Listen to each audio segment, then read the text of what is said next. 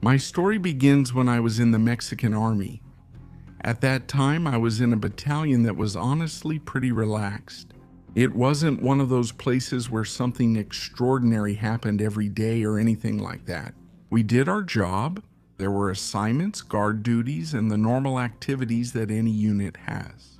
One day they told us that a few of us were going to attend a course. There were about 10 of us, and among us was a second lieutenant who already had a certain reputation. I'm not going to say his nickname or much less his name because it's not about exposing people who are still serving, but I can say that he was known for really liking, you know what? We moved to where the course was going to take place, and after the whole trip, due to administrative reasons that we honestly never really understood, they told us that the course wasn't going to happen anymore, just like that. So we had to turn around and go back the way we came. Honestly, it hit us hard because we had made the trip for nothing. But in the Army, things are often like that. When you're told to move, you move, and if later you're told to go back, then you go back. On our way back, we found out about something new. It turns out that almost all the personnel from the battalion had been moved by orders from the general staff, and the unit was practically left empty. Then they told us that we were going to be the ones guarding the battalion while everyone who was deployed returned. Since the second lieutenant was the highest ranking among us, he was put in charge of everything. And honestly, exactly what many of us imagined happened. Rather than keeping things calm, he was already throwing drinking parties by the second day. I should also mention that it was terribly hot, the kind of heat that makes even your clothes feel sticky. But even so, the man was taking the idea of making the most of the week very seriously. Something curious about him is that he didn't even use social media. No Facebook, no Instagram. The only thing he had was WhatsApp, and even then he barely used it. I remember perfectly that one night he ordered about 5 or 6 cases of Corona. We weren't just standing around watching because we knew exactly where things were headed.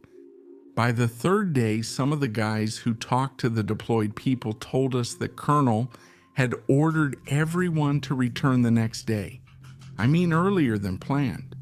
So they reported it to the second lieutenant, and when he heard that, he said something like, "Then help me finish off the cases."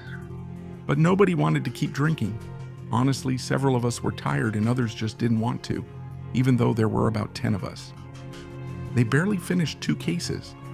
And this man wasn't the type who liked to waste food or water, and much less his own money. After that, most of them went to rest. I stayed on guard along with another one of the older guys. The night was calm, and honestly, we were just waiting for dawn to come so we could get on with whatever was next. I don't know why one of the older guys decided to go check on the second lieutenant. I went after him, and as we were getting closer, we started to hear some screams. Medic, medic. Medical. At first, we thought someone had gotten hurt or that something serious had happened. We ran to see what was going on, and when we got there, we saw the second lieutenant lying on his back. His eyes were open and really red. But really red, it turns out the man had pretty much drunk almost half a case by himself. Honestly, the first thing that crossed our minds was that he had already been sent to meet St. Peter. The sight alone could scare anyone. We started to move him, we called out to him, and one of the senior guys even slapped him.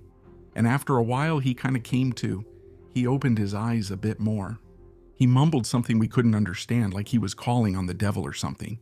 Nobody understood him, and he fell asleep again. That's when we started to worry because the next day, all the personnel were coming back. And the last person we needed to see the second lieutenant in that state was the colonel. So a few of us started thinking about what to do. And I don't know who was the first to suggest it, but someone said it would be better to take him to a house where some soldiers rented rooms. And that's what we did. We got him out of there. We took him. We left him lying down. And we agreed that in the meantime, a sergeant second class would take command. We also agreed on something else. If anyone asked about the second lieutenant, we would all tell exactly the same story, that he had gone out to deal with the police. And the man told him that there was no problem. He said this early in the morning. And around 10 in the morning, all the people who were outside started to arrive. Among them was the colonel who was in charge of the battalion. And just as we expected, it didn't take long for him to ask about the second lieutenant. I felt my heart jump into my throat. because it's one thing to plan something among comrades and quite another to tell a colonel. But in the end, we answered exactly as we had agreed, that he had gone out to respond to a call along with other old-timers, and luckily for us, he didn't ask any more questions. There were no further explanations. There was no investigation. There was nothing. He just went on with what he had to do. And that's how, for a few hours, a group of soldiers ended up hiding a second lieutenant who had drunk half a case by himself to keep the colonel from finding him in that state. And to this day, when I remember that week, I still wonder how the hell we managed not to get caught.